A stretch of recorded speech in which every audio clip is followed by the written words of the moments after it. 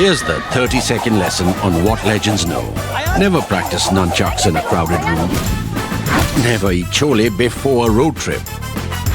Always take your shirt off before you iron it. Don't take a call near a swimming pool. And don't forget, saving is not investing. Legends don't just save, they invest in mutual funds. Mutual fund investments are subject to market risks. Read all scheme-related documents carefully. नमस्कार, the print में आपका स्वागत है। मैं अपूर्वा मंधानी और मेरे साथ इस शो पर एक बार फिर मेरे साथ है हमारे पॉलिटिकल एडिटर डीके सिंह। इस शो पर जैसे कि आप जानते हैं हम हेडलाइंस के पीछे की कहानी जानने की कोशिश करते हैं आपके सवालों के माध्यम से। आज के एपिसोड में भी हम इसी तरह कुछ चर्चा करेंगे देश और दुनिया से जुड़ी बड़ी खबरों के बारे में। तो चलिए शुरुआत करें डीके। चलिए डीके, सबसे पहला जो सवाल आ रहा है वो आदित्य का आ रहा है। वो बोल रहे हैं मुख्यमंत्री पद से इस्तीफा न देने के अरविंद केजरीवाल के फैसले के बारे में आप क्या सोचते हैं? क्या ऐसा इसलिए है क्योंकि उन्हें विश्वास है कि इस शराब मामले में उन्हें जमानत मिल जाएगी, या क्या उन्हें इस बात का डर है कि अगर उन्होंने अपना इस्तीफा दे दिया तो क्या होगा? उनकी पार्टी में उत्तराधिकारी के लिए संभावित लड़ाई हो सकती है जिससे पार्टी में टूट हो सकती है। क्या उन्हें ये भी डर है कि केंद्र सरकार दिल्ली में राष्ट्रपति शासन लागू कर सकते हैं और उस स्थिति में वे अपने विम्स और फैंसीज पर विधानसभा चुनाव करा सकते हैं? देखिए, इसमें अगर हमारे कॉलीग हैं सौरभ राय बर्मन, उनकी अगर आपने कहानी पढ़ी हो, काफ़ी आम आदमी पार्टी के नेताओं से बात हुई इनका स्ट्रैटेजी पे लेके। अब जो थोड़ा क्लैरिटी आ रहा है कि नहीं, इनको प्रेसिडेंट रूल का डर नहीं है जी, कि इनका है कि अभी अगर हो गया लोकसभा इलेक्शन में पहले तो इनको सिंपैथी फैक्टर होगा, और अभी चल रहा है तो सिंपैथी तो मिल ही रही है जी। प्लस अगला फरवरी में चुनाव है दिल्ली का असेंबली इलेक्शन में। अगर पहले भी चुनाव हो गया तो इनके पास एक मुद्दा रहेगा कि विक्टिमहुड का, कि मुझे जो है सो विक्टिम बनाया है, और तो इस मुद्दे पे चलने को वो तैयार है। तो डर उसका नहीं है। स्ट्रैटेजी इनकी अभी जो है कि चलने दो। अगर प्रेसिडेंट, आपने देखा कि डिमांड के लिए उन्होंने अपोज भी नहीं किया। उनका है जितना चलता है उससे आम आदमी पार्टी को सिंपैथी मिलती है, उनका कैलकुलेशन है। उनको ये भी लगता है, जो उनको लगता है, मैं इनकी नहीं कर रहा हूँ बीजेपी की, कि बीजेपी अभी अगले 1-2 महीने प्रेसिडेंट रूल लगाने की हिम्मत नहीं करेगी। अच्छा। क्योंकि इससे सिंपैथी होगा। तो ये इस तरह का बैटल ऑफ विट्स चल रहा है कि इनको कोई निकलने की जल्दी नहीं। इनको लगता है कि पॉलिटिकल फायदा मिल रहा है मुझे अंदर होने से, और अगर प्रेसिडेंट रूल लगाएंगे तो जाने मत, हम तैयार हैं फिर से इलेक्शन के लिए। जी जी।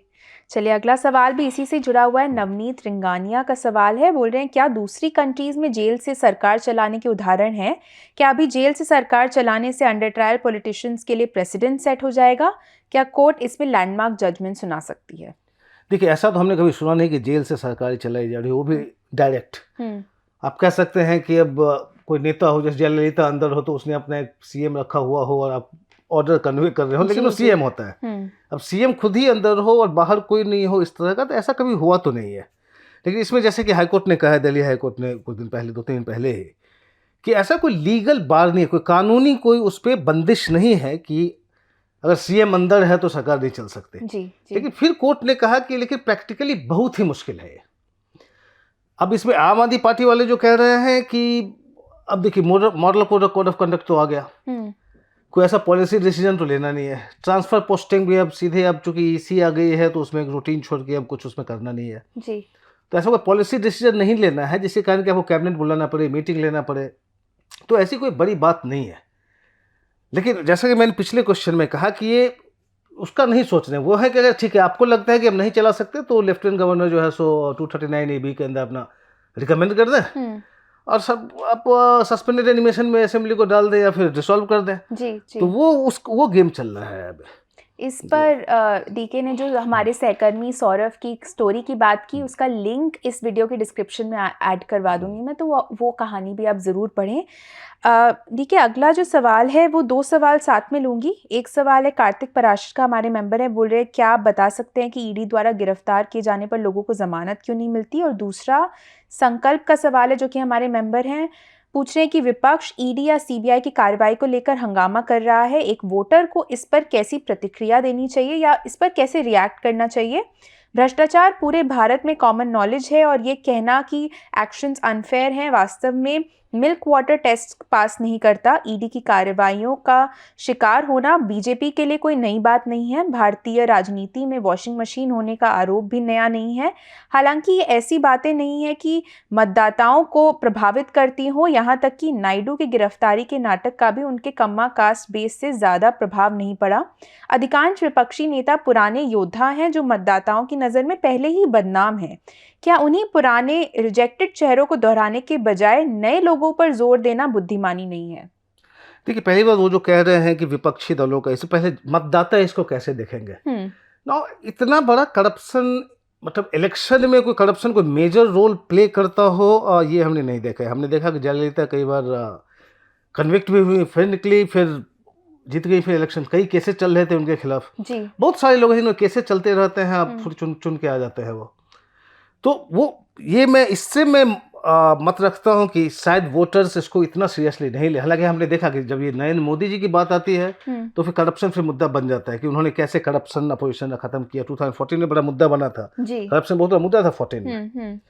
तो ऐसा भी नहीं कि कभी नहीं रहा, लेकिन उसके साथ कई और फैक्टर्स हो जाते हैं। करप्शन एकमात्र मुद्दा ऐसा नहीं इसमें मतदाता डिसाइड करता हो, क्योंकि जनरल एक कहिए सिनिसिज्म कह लीजिए कि जनरली कि सब वैसे ही हैं। दूसरी बात, जहाँ विपक्ष को रहा टारगेट करने का, विपक्ष क्या करे, उसमें मैंने कुछ मैं खोज रहा था, क्योंकि 2022 में इंडियन एक्सप्रेस ने एक बहुत अच्छा एक पूरा स्टडी किया था सारे केसेज का, ईडी का, सीबीआई का, 2005 से लेके अगले 18 साल में कैसे कैसे किसके खिलाफ कितने केसेज हुए। अब वो जो कह रहे हैं, उनका जो सारा इन्वेस्टिगेशन था, अच्छा इन्वेस्टिगेशन था वो, कि टोटल करीब 147 प्रोमिनेंट पॉलिटिशियंस के खिलाफ ईडी ने प्रोब किया, मतलब जांच शुरू की, किसी को अरेस्ट किया, किसी को कहीं सीजर्स हुए, कभी एग्जामिनेशन हुआ। तो 147 पॉलिटिशियंस का ईडी का 2005 से लेके अगस्त सितंबर 2022 तक, मतलब 18 सालों में इतने लोग आए। उसमें जो ओवरऑल अपोजिशन का आता है वो है करीब 85%। लेकिन उसका इंटरेस्टिंग पार्ट क्या है, उसको जब थोड़ा ब्रेकअप करेंगे तो जो एक आप यूपीए का पीरियड देखेंगे 2004 से 2014, उसमें ईडी के स्कैनर में, ईडी की नज़र में जिनके साथ की पूछताछ हुई, अरेस्ट हुए, 26 पॉलिटिशियन थे। 26 में 14 अपोजिशन के थे, मतलब 54% अपोजिशन के थे जिसको ईडी ने प्रोब में लिया। बट इंटरेस्टिंग है कि 14 अपोजिशन के थे और बाकी 12 आप यूपीए कह लीजिए, लेकिन उसमें से 5 पॉलिटिशियन कांग्रेस के थे और केवल 3 बीजेपी के थे। तो 54% देख रहे हैं, 54% अपोजिशन को पकड़ने का रेट, लेकिन उसमें कांग्रेस वाले भी सबसे ज्यादा है, मतलब 5 कांग्रेस वालों का आता है। खैर चलिए, तो ये तो हुआ कि 26 पॉलिटिशियंस जो इसमें उलझे ईडी में, वो 2004 से 14 तक था। 2014 से लेके करीब 2022 के एंड तक उसमें 121 पॉलिटिशियन आए, 121 पॉलिटिशियंस ईडी के प्रोब में आए, और उसमें से 121 में से 115 अपोजिशन पार्टीज के थे, मतलब 95%। तो अगर यूपीए के समय में आपको 54% अपोजिशन के थे, तो अभी मोदी जी के आने के बाद 2014 से 95% अपोजिशन के हैं। तो ये थोड़ा सा अपोजिशन का जो अच्छा, ये तो ईडी की बात हुई। वही सीबीआई का भी उसी इन्वेस्टिगेशन का पार्ट था कि सीबीआई के जो केसेस थे उसमें 80% जो है, करीब 200 पॉलिटिशियन में 80% अपोजिशन के थे। तो खैर चलिए, ये बात तो हुई कि अपोजिशन ये कहते हैं केवल अपोजिशन को टारगेट किया जा रहा। हो सकता है कुछ लोगों का व्यू हो कि केवल अपोजिशन ही करप्ट है, बीजेपी करप्ट नहीं है, लेकिन ये थोड़ा डेटा जो आपको दिखाता है, आपको लग रहा है कि थोड़ा सा टारगेटेड तो है जी। जहाँ तक है कि इतना लंबा केस क्यों चलता है, जैसे ईडी ने जब इन पे काफ़ी आरोप लगा था, आपको याद हो तो पिछले साल करीब फरवरी मार्च में ईडी ने डेटा रिलीज़ किया कि 2005 से लेके हमने अब तक करीब 5900 हमने केसेस, बेसिकली एसआईआर जो होता है एसआईआर, वो हमने रजिस्टर किए। और उसमें से चूंकि नया नया कानून है पीएमएलए, तो अब तक हमने 25 केस जो है उनका बेसिकली कन्विक्शन हो गया, ट्रायल खत्म हो गया, उसमें फाइनल हो गया जी। 25 में से 24 में कन्विक्शन मिला, तो हमारा 96% हमारा स्ट्राइक रेट है। बेसिकली कहना कि हम जो पकड़ते हैं वो गलत नहीं है कि देखो कन्विक्शन हो जाता है जी। लेकिन बात क्या आती है कि अब करीब करीब 6000 केसेज में से आप 18 साल में केवल, या नहीं, मैं लास्ट ईयर तक की बात कर रहा हूँ, जनवरी 31 तक का था वो, केवल 25 केस फाइनल हो जिसका ट्रायल खत्म हुआ। तो इतना स्लो जब चलेगा पेस, तो आप दिखा रहे हैं कि 5900 में हमने किया है, हमारा कन्विक्शन रेट 96% है, लेकिन सोचिए जो कन्विक्शन केस हुआ होगा जिस केस में, वो कब रजिस्टर हुआ होगा। तो ये अभी वाली ईडी, अभी की एजेंसी कह रहे हो आप 2014 वाली, वो सारे केसेज नहीं, पुराने केसेज में हो रहे हैं जी।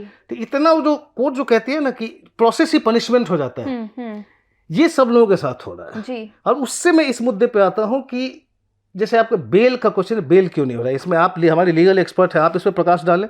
मैं तो केवल ये पॉइंट आउट करूंगा कि अभी 3-4 दिन पहले 2 जज बेंच सुप्रीम कोर्ट की थी, संजीव खन्ना सोन उस पर बोल रहे थे कि भी पहले आप चार्जशीट फाइल करते हो, फिर सप्लीमेंट्री चार्जशीट, फिर सप्लीमेंट्री चार्जशीट।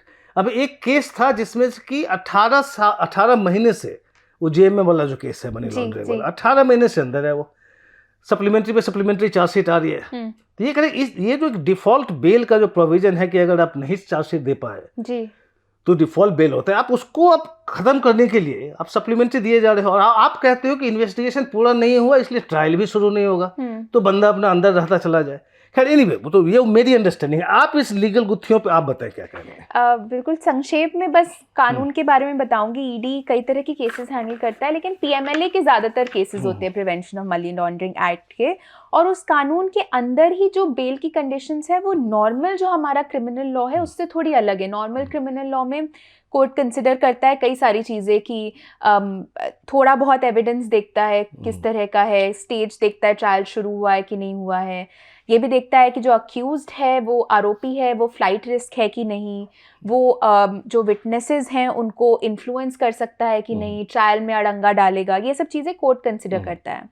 लेकिन अगर हम पीएमएलए का केस देखें तो उसमें 2 और कंडीशंस आ जाती हैं जो पार करना ही थोड़ा मुश्किल हो जाता है। वो कंडीशंस ही इतनी स्ट्रिक्ट होती हैं। कंडीशंस ये होती हैं कि इस केस में जब बेल के लिए अप्लाई करना होता है तो कोर्ट को पब्लिक प्रोसिक्यूटर को सुनना होता है और कोर्ट को ये देखना होता है कि अक्यूज्ड, एक तरह से कोर्ट को सेटिस्फाई करना होता है खुद को कि अक्यूज्ड गिल्टी नहीं है, ये सेटिस्फाई करना होता है। और ये सेटिस्फाई करना होता है कि वो ऐसा वापस एक जो आरोप है वो वापस नहीं करेगा जब वो बेल पे रहे। तो ये कंडीशंस ही एक तरह में बहुत ज़्यादा स्ट्रिक्ट हो जाती हैं अपने में, जिसमें बेल मिलना काफ़ी मुश्किल हो जाता है। प्लस कोर्ट्स ने भी इन कंडीशंस को, चूँकि थोड़े और कानून हैं जिनमें सिमिलर ऐसे कंडीशंस है, जैसे यूएपीए है और थोड़ी मिलती जुलती हल्की अलग होंगी, यूएपीए है, एनडीपीएस एक्ट है, ये सब जो कानून है थोड़े क्रिमिनल लॉ से अलग हैं लेकिन स्ट्रिक्ट हैं ज़्यादा बेल के मामले में स्पेशली। और इनको जिस तरह से इंटरप्रेट भी किया है कोर्ट्स ने तो ये इसको और स्ट्रिक्ट बना देता है, इसलिए बेल मिलना बहुत ही मुश्किल हो जाता है। और इसमें इंटरेस्टिंग पार्ट है कि जो कांग्रेस या अपोजिशन पार्टी जिसको कह रही है कि ये कर रही है सरकार, अब देखें तो ये सारे कानून जो है सो कांग्रेस के रेजिम में लाए गए थे जी जी जो कि अब आप यूज कर रहे हैं। यूएपीए भी इनफैक्ट 2008 में ही वो सारे प्रोविजंस आए थे। तो सही बात है। चलिए अगला सवाल लूंगी। कार्तिक पराशर का सवाल है, पीके अपनी यात्रा में बीजेपी, जेडीयू और आरजेडी तीनों पर जमकर निशाना साध रहे हैं, आगामी चुनाव में वे किसे सबसे ज़्यादा नुकसान पहुंचाएंगे? देखिए अभी तो कहना मुश्किल है, लेकिन मैं करीब 1.5-2 महीने पहले जो गया था उसमें जो देखा कि एक वो जनरली एक अपना स्पेस क्रिएट करने की कोशिश कर रहे हैं। जो कि जितने लोग जैसे युवाओं को नौकरी नहीं मिल रही है तो उनके लिए उनको जमा करना, बेसिकली कहना है कि कोई भी पॉलिटिशियन आपके साथ नहीं है। अब उसके साथ साथ तो इंफ्रास्ट्रक्चर भी ग्राउंड पे काफ़ी अच्छा बना रहे हैं। जैसे कि आप देखोगे हर एक गांव में पंचायत लेवल पे उन्होंने यूथ क्लब शुरू कर दिया। वो यूथ क्लब फिर वो पंचायत में जो रहेगा या गांव में रहेगा उसका डेली उसकी एक्टिविटी होते हैं। इनके पटना में बैठ के इनका सेंट्रल एक कमांड होगा जो डेली देखता रहेगा आप क्या क्या करते हो, डेली इंटरेक्ट करते हैं, लोगों के पास जाते हैं वो। तो एक ऑर्गेनाइजेशनल इंफ्रास्ट्रक्चर खड़ा कर रहे हैं ये, प्लस एक जो जनरल फ्रस्ट्रेशन है लोगों में बिहार में कि कुछ नहीं हो रहा है बिहार में। अब पीके सबसे पूछते रहते हैं कि आप कहाँ, आप सब बाहर जाने को तत्पर है, हमारे ही लोग बाहर क्यों जा रहे हैं, हम यहाँ हमारे पास रोजगार क्यों नहीं है, उसका काम नहीं है। तो उससे अभी तो वो अपना बना रहे हैं। लेकिन अब मुझसे हाइपोथेटिकली पूछिए कि क्या होगा अगर चुनाव होगा, तो लोकसभा चुनाव तो लड़ेंगे नहीं, शायद कुछ कैंडिडेट को बैक करे, अब तो कुछ बोला नहीं है उन्होंने, बट असेंबली इलेक्शन मुझे लगता है लड़ेंगे। तब तक में क्रिटिकल एक मास जो इनका सपोर्ट बेस तैयार हो जाएगा। फिर ये देखिए कि कहाँ तक जा सकते हैं वो। मेक और मतलब ब्रेक वाली लड़ाई नहीं होगी, हम सरकार बनाएंगे ही, लेकिन उसमें होगा कि अपना प्रेजेंस प्रूव करना कि मैं 1.5 साल से घूम रहा हूँ, आगे घूमते ही रहेंगे, कितना हम ला सकते हैं टिकट, सीट्स ला सकते हैं। जहाँ तक किस पे इम्पैक्ट पड़ेगा, देखिए जब भी होता है तो एक एंटी इनकम्बेंसी वोट जो होता है, क्योंकि लोग हमेशा सरकार को ब्लेम करते हैं। ये सरकार है इसलिए हमारे साथ नहीं हुआ। अब उसमें चूंकि आप भी उसी की बात कर रहे हैं कि सरकार ने कुछ नहीं किया, तो जो एंटी इनकम्बेंसी वोट जो आरजेडी को जाएगी शायद वो कटेगी इनमें। जो यूथ को अभी तेजस्वी यादव साथ में लाने की कोशिश कर रहे हैं कि हम ये रोजगार देंगे, ये देंगे, वो देंगे, अब वही प्रशांत किशोर उसको कह रहे हैं कि कास्ट से हट के वो कह रहे हैं कि देखो लालू यादव ने किसी अपने कास्ट के लिए तो किया नहीं, उन्होंने अपने बेटे के लिए किया जी। अगर वो कास्टिस्ट होते सही मायने में तो कास्ट में जो सबसे नीचे है दबे तबके उसको पार्टी में काफ़ी उठाते, उसको बड़े उठाते, लेकिन वो कास्ट के वो अपने बेटे को उठा रहे हैं, तो वो कास्ट की लड़ाई नहीं अपने बेटे की लड़ाई कर रहे हैं। तो आप भी अपने बेटे की लड़ाई करो, अपने बेटे के फ्यूचर के लिए इन सब पार्टी को हटाओ। तो ये देखना पड़ेगा कि जैसे देखिए अब दिल्ली में जैसे आम आदमी पार्टी आई, अब इतना बड़ा एक मूवमेंट बन गया था, अन्ना हजारे का मूवमेंट इतना बन गया कि सारे जितने एस्टेब्लिश पार्टी हैं सबको उखाड़ फेंका एक साथ। क्या पीके उस लेवल तक पहुंच पाएंगे कि जब अपने आप ही इतने बड़े हो जाए कि ये नहीं है किसको ज़्यादा हर्ट करेंगे किसको कम करेंगे, तब वो डिस्कशन होगा। अभी भी टाइम है क्योंकि चुनाव तो अभी काफ़ी दिन है, 1.5 साल बचा हुआ है बिहार में जी। तो वहाँ तक क्या पीके वो कर पाएंगे, अगर नहीं कर पाएंगे फिर शायद हम डिस्कस करें कि चलो इतना बड़ा मूवमेंट नहीं बना है कि सीधे ही आके सरकार बना लें और लोग एकदम एक बहुत बड़ा सैलाब आ जाए इनके सपोर्ट में। अगर वो नहीं हुआ तब हम डिस्कस करें किसको हर्ट करेंगे वो। अगला सवाल रोहन नवलकर का आ रहा है, हमारे मेंबर हैं, बोल रहे हैं कि आपके अनुसार रवनीत सिंह बिट्टू ने कांग्रेस क्यों छोड़ी? उनके नाखुश होने का कोई पूर्व संकेत नहीं था? और क्या बीजेपी द्वारा दूसरे दलों के नेताओं को अंधाधुंध पोच का ये सिलसिला करने का सिलसिला जारी रहेगा? इसका भविष्य में बीजेपी पर क्या प्रभाव पड़ेगा? उन सभी की मेजबानी के लिए बस भाजपा 2 की आवश्यकता हो सकती है। देखिए रवनीत सिंह बिट्टू का है, जहाँ तक मेरा इन्फॉर्मेशन है, वो जब से आम आदमी पार्टी की सरकार आई है तब से थोड़ा सा इनसिक्योर फील कर रहे हैं क्योंकि कांग्रेस ऑलमोस्ट खत्म हो चुकी है वहाँ पे जी। तो वो ऑलरेडी देख रहे थे कहाँ जा सकते हैं। प्लस एक कांग्रेस में देखेंगे आप तो कितने फॉर्मर कांग्रेस के चीफ मिनिस्टर्स के बच्चे या ग्रैंड चिल्ड्रन सारे धीरे धीरे बीजेपी की तरफ जा रहे हैं। उनको लगता है फ्यूचर वहीं पे है, कांग्रेस तो गया। तो एक जनरल फ्रस्ट्रेशन है। दूसरा बिट्टू का आप देखेंगे तो देखिए लुधियाना से एमपी हैं वो। अब लुधियाना में ट्रेडर्स काफ़ी है, आपको पता है वो वहाँ साइकिल की इंडस्ट्री है, टेक्सटाइल्स की है, वुलन, काफ़ी कुछ है, बहुत सारे ट्रेडर्स हैं, हिंदू सिख सारा जी। और जनरली इस कॉन्स्टिट्यूंसी का एक देखेंगे कि एक मूड किस धर्म का कौन है वो मतलब नहीं है, सबको एक एंटी टेरर जो है ना कि सबको पीस चाहिए। ट्रेडर्स हैं, बिजनेस वाले हैं, सबको पीस चाहिए। और बिट्टू के ग्रैंडफादर मतलब वो है बेअंत सिंह के ग्रैंडसन हैं वो, और बेअंत सिंह उनको बहुत कुछ टेररिज्म को ख़त्म करने के लिए उनको भी काफ़ी क्रेडिट दिया जाता है और वो असैसिनेट भी हुए, उनको मारे गए, उनको मतलब असैसिनेट कर दिया गया टेररिस्ट ने 95 में। लेकिन उनका अभी भी जो लगता है कि एंटी टेरर में बेअंत सिंह का अभी भी काफ़ी लोग बेअंत सिंह और उसकी फैमिली को जो है मानते हैं, जो भी पीस लविंग लोग होते हैं। तो बिट्टू को इसका काफ़ी फ़ायदा मिला, वो आनंदपुर साहब से पहले लड़े, 2 बार से लुधियाना से जीत रहे हैं वो। तो वो जो एक इमेज है ना बेअंत सिंह के लिए वो सपोर्ट है, और जो बिट्टू को बीजेपी जाने में भी सपोर्ट करता है जी। क्योंकि उसका ये जो आइडिया है इनका एक इमेज जो है कि एंटी टेरर वाले मतलब इस फैमिली से आते हैं जो जिन्होंने फाइट किया है टेररिज्म से, उसका फ़ायदा है। प्लस बेअंत सिंह आते हैं जालंधर से ही आते हैं गांव से, तो उनका अपना एक रूरल बेस भी बना हुआ है। तो बिट्टू के लिए वो गलत स्ट्रैटेजी नहीं है, स्पेशली क्योंकि वो देख रहे हैं कि सेंटर में तो कुछ होने वाला नहीं है, शायद स्टेट में आप आ गई तो शायद वो भी अपना फ्यूचर देख रहे हैं, मतलब आगे कहाँ तक ज़्यादा स्कोप है। जहाँ तक दूसरी बात है कि बीजेपी में लोग कितना आ रहे हैं, तो आप पढ़ेंगे हमारे यहाँ से अमोघ रमोत्रा हमारे कॉलीग हैं जिन्होंने एक पूरा डेटा तैयार किया, तो आप बताएंगे कि अभी जैसे करीब 400 से ज़्यादा बीजेपी ने कैंडिडेट अपने डिक्लेयर कर दिए, कितने उसमें से वो मैं अभी नहीं बताऊंगा, मैं कहूँगा उनकी आप पढ़ें, छपेगी अभी आजकल में, कि कितने बाहर की दूसरी पार्टी के आए हैं। तो इसका प्रॉब्लम होता है, अभी प्रॉब्लम नहीं लग रहा है, अभी आपको लग रहा है कि बाहर से जितने आ रहे हैं उससे अपोजिशन कमज़ोर होती जा रही है। लेकिन लॉन्ग टर्म में क्या होगा कि यही नेता जो देखिए, एक तो पहले आपके काडर खुश नहीं रहते हैं ग्राउंड पे, फिर लॉन्ग टर्म में आपका काडर कैसे है। बीजेपी का एडवांटेज है कि बीजेपी का ज़्यादातर काडर जो है बहुत कुछ आता है राष्ट्रीय स्वयंसेवक संघ से निकल के जो बीजेपी के वर्कर्स हो जाते हैं, फिर बीजेपी काम करते हैं, वो आइडियोलॉजी ड्रिवन है। लेकिन वो आइडियोलॉजी जब अब इतने बड़ी संख्या में लोग जाएंगे तो फिर वो आपके कहाँ से काडर डेवलप होंगे, वो क्या रहेगा आपका मेन जो अभी जो एक बेस्ट जो इनका बिगेस्ट स्ट्रेंथ है वो है आइडियोलॉजी बेस्ड इनका है कि बहुत सारे लोग उसके आते हैं जी। ये डाइल्यूट होना शुरू होगा तो लॉन्ग टर्म में शायद बीजेपी पे क्या असर पड़ेगा अभी कहना मुश्किल है, लेकिन बीजेपी के अभी के जो लोग हैं वो तो काफ़ी अलार्म्ड फील कर रहे हैं इसके बारे में। अगला सवाल सक्षम राय का है, हमारे मेंबर हैं, बोल रहे हैं क्या आप गुजरात और पश्चिम बंगाल में इन फाइटिंग और भाजपा के उम्मीदवारों द्वारा टिकट लौटाने या चुनाव नहीं लड़ने के बारे में बता सकते हैं? क्या आप ये भी बता सकते हैं कि जेडीयू के पलटने और आरजेडी के एनडीए छोड़ने का चुनाव पर क्या असर पड़ेगा? क्या इससे आरजेडी और कांग्रेस को फायदा होगा? पहली बात जो चल रही है, करीब करीब हम लोगों को जो रिपोर्ट आ रही है, जो भाजपा के लोग बता रहे हैं कि कम से कम 100 सीटों पे प्रोटेस्ट हो रहा है जी। जैसे उन्होंने गुजरात की बात की। गुजरात में जैसे साबरकांता एक लोकसभा की सीट है। अब वहाँ पे जो पहली बार कैंडिडेट बनाए गए थे वो बीजेपी के डिस्ट्रिक्ट जनरल सेक्रेटरी थे, काफ़ी सालों से बीजेपी के लिए काम कर रहे हैं। उनको टिकट दिया गया, फिर उनको हटा के दे दिया गया जो कि कांग्रेस के एमएलए थे जो बीजेपी में आए थे, उनकी वाइफ को टिकट दे दिया। तो जो लंबे समय तक बीजेपी कार्यकर्ता थे उनका हटा के टिकट दूसरों को दे दिया। तो फिर काडर प्रोटेस्ट करने लगे, बोलने लगे।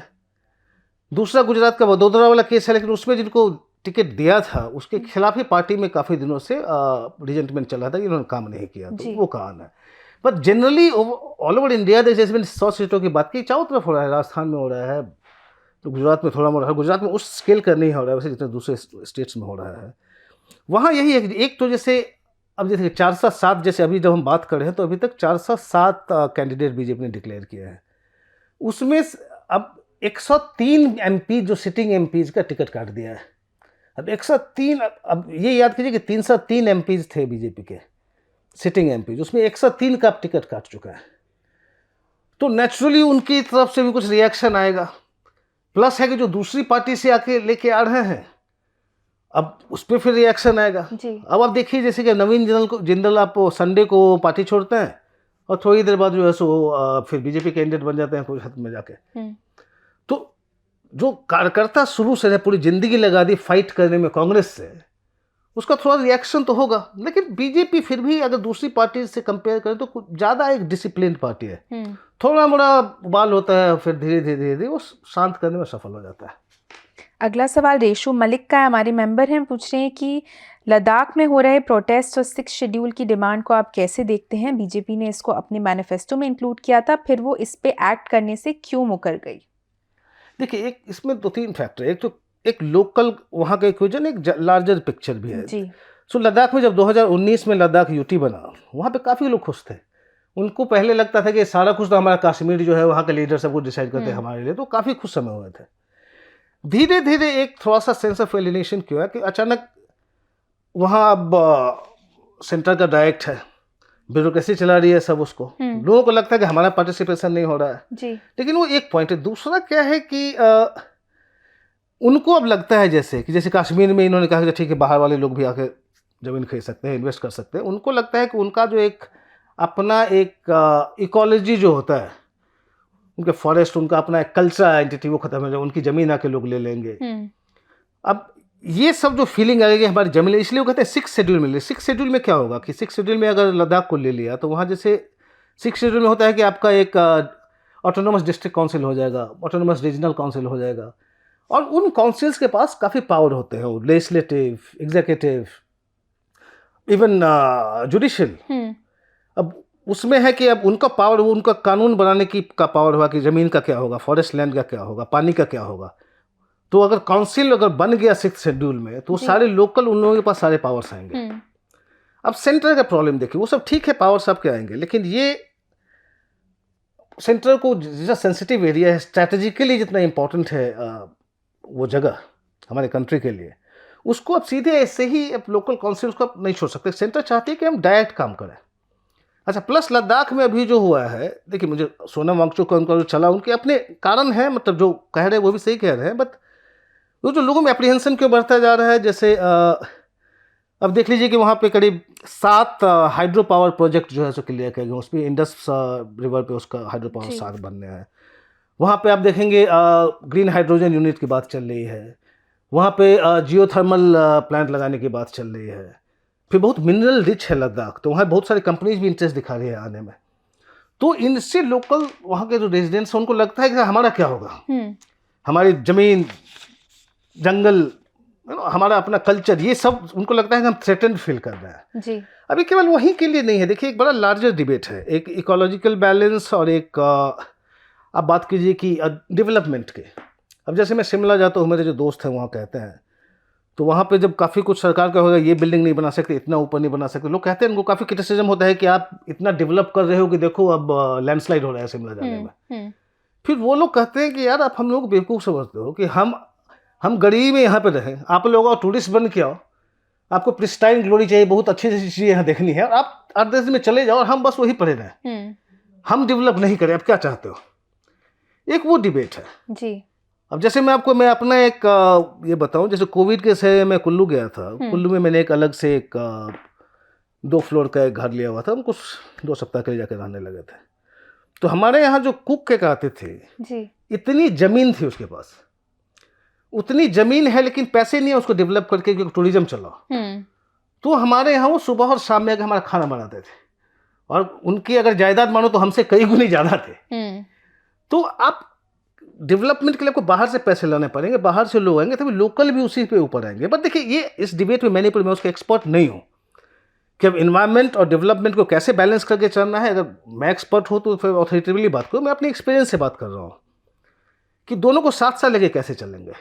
जहाँ तक लद्दाख की बात है, हाँ, लोगों में एप्रीहेंशन है, नए नए प्रोजेक्ट्स आ रहे हैं। अच्छा, आप देखिए, मिलिट्री इंस्टॉलेशन के लिए चाइना से हमारा अभी इतना कुछ हुआ जी। अब उसमें अब रोड्स चाहिए, ब्रिजेज चाहिए, मिलिट्री के लिए लैंड चाहिए, अलग अलग चीज़ों के लिए। अब उसमें अब आ जाएंगे कि हम डिसाइड करेंगे, लोकल हम ही सब कुछ करेंगे, तो सरकार के लिए भी थोड़ा मुश्किल है, मतलब उस पर एक स्टैंड लेना। तो काफ़ी क्रिटिसिज्म हो रहा है बीजेपी का, करे 2019 में तो प्रॉमिस किया था 6 शेड्यूल में, अभी क्यों नहीं कर रहे हैं जी। लेकिन सरकार को भी लार्जर एक स्ट्रैटेजिक इंटरेस्ट देखना पड़ेगा। प्लस विकास तो सब जगह जाना ही है। मैं उसमें स्टैंड नहीं ले रहा हूँ, ये ऐसा नहीं कि मैं सोनम वांगचुक को, उनका जो स्टैंड है उसको मैं क्रिटिसाइज कर रहा हूँ। मैं कह रहा हूँ कि डिबेट की जरूरत है और बैठ के एक दूसरे का स्टैंड समझने की जरूरत है। देखिए, आज का आखिरी सवाल लूंगी, शिवरामा कृष्णा का सवाल है, हमारे मेंबर हैं, पूछ रहे हैं कि डीके पहले तो बोल रहे हैं भारतीय राजनीति में विशेषज्ञ हैं, एक्सपर्ट हैं, और मैं जानना चाहता हूँ कि सदन राज्यों में उम्मीदवारों की कतार के साथ भाजपा को बढ़त मिलने की क्या संभावनाएं हैं? पार्टी भी इम्पोर्टेंट है, उम्मीदवारों की ताकत भी। तमिलनाडु ज़्यादा दिलचस्प लग रहा है, इस पे आपके क्या विचार हैं? तमिलनाडु डेफिनेटली बहुत दिलचस्प है, इतना मोदी जा रहे हैं तो ऑब्वियसली कई इंटरेस्ट भी है जी। अब कहाँ तक आगे बढ़ेगी, आगे तो जाएगी, सो ऑलमोस्ट यूनानिमिटी। आप अपोजिशन वालों से भी बात करो तो वो भी कहते हैं कि ये तो काफ़ी आगे जाएंगे। बिहार का वोट शेयर के बारे में, सीट कितना कन्वर्ट होगा पता नहीं।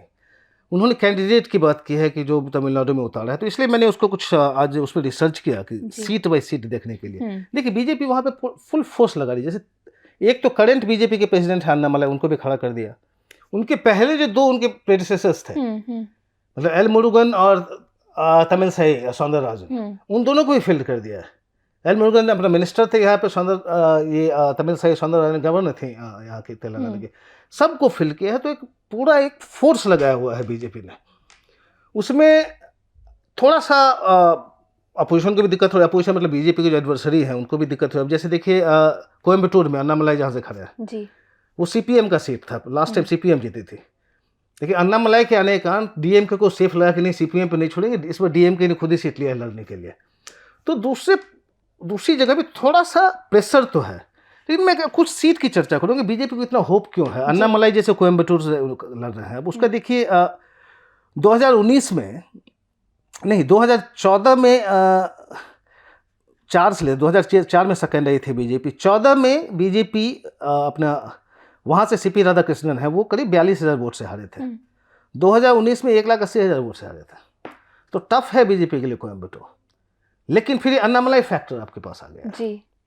तो क्या होगा? जैसे मैंने कहा कि अब डीएमके को भी इतना प्रेशर लग रहा है कि लेफ्ट को होता है कि उन्होंने खुद ही अपनी सीट ले ली है। अब कन्याकुमारी की बात कीजिए, पॉन राधाकृष्णन जहाँ से हैं, जो कि जहाँ पे बीजेपी पहले भी जीत चुकी है। मतलब अब उसमें बीजेपी देखिए, इसमें 2014 में जीती थी बीजेपी कन्याकुमारी में, 2019 में सेकेंड आए तो उसमें करीब 2,60,000 का मार्जिन था। अच्छा, सेकेंड आए, फर्स्ट जो जीता 2,60,000 ज़्यादा वोट से जीता वो। 2021 में वहाँ पे जब बाईपोल हुआ तो वो घट के आ गए 1,38,000 जी।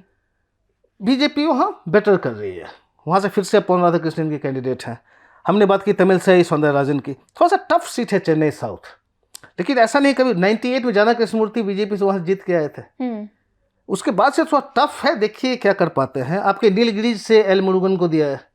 अब नीलगिरीज भी अगेन टफ सीट है, लेकिन वहाँ भूलिए मैं कि 98-99 में वहाँ पे मास्टर मातस थे, इन्होंने जीता है 98 जीता, 99 जीता, 2004 में वो सेकंड आए, उसके बाद से स्लिप हुआ, मतलब वहाँ बीजेपी का प्रेजेंस दे नहीं रहा है। बट ये सारी सीट्स हैं जहाँ पे बीजेपी रही है जी, कभी जीती भी है या सेकंड आती रही है। तो इस समय जो पुश लगा रहे हैं प्राइम मिनिस्टर, हो सकता है उसका कुछ रिजल्ट आ जाए जी। अब सीट के मामले में तो हम नहीं कह सकते कि कितना आएगा, लेकिन डेफिनेटली आपका वोट शेयर जो है मेजर उसमें इम्प्रूवमेंट होगा बीजेपी के लिए।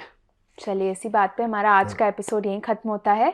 आशा करती हूँ आपको एपिसोड पसंद आया होगा। हमसे जुड़ने के लिए आप सभी का बहुत बहुत धन्यवाद।